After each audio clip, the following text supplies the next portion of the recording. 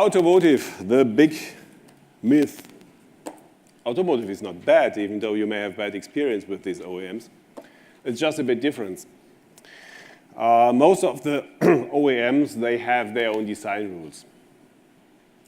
And something I couldn't put on these slides because they were checked by our PR department, most of the automotive stuff is not developed, it's tested.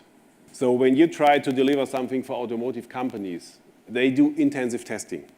And I'm quite sure you never have seen so many testing specs before than when starting to work with automotive companies. Maybe military is a bit worse.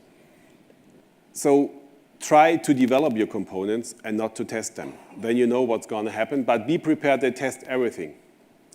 Be prepared that you cannot use all the components you are used to use before, because they are not allowed.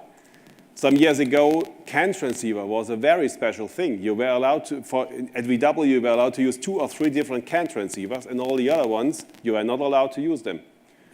3.3 volt CAN transceivers, I think it's 2 years ago that they were allowed to use. Before, you had to stay with a 5 volt. So you have a 3.3 volt system, and you have to use extra 5 volts only for the stupid CAN transceiver. They also have learned. So this is something you should be prepared when you make the offer. Don't think that you can use what you ever used.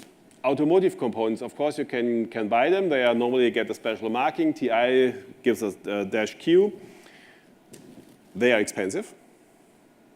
It's hard to get them. Expect to have 40, 50 weeks of delivery time. That's quite common, so you have to plan in advance. And even though they are cheaper, they are not better. It's the same component. Normally, it's the same component as the industrial one. They only get some extra testing or extra documentation. Things you don't need. And for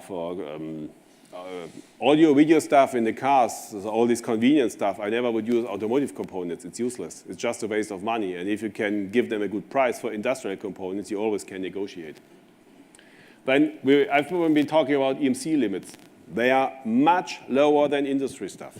And I've seen many companies from industry that try to make automotive stuff. They didn't know that the limits are that low, and they were shocked when they have seen these limits the first time. So be prepared for this.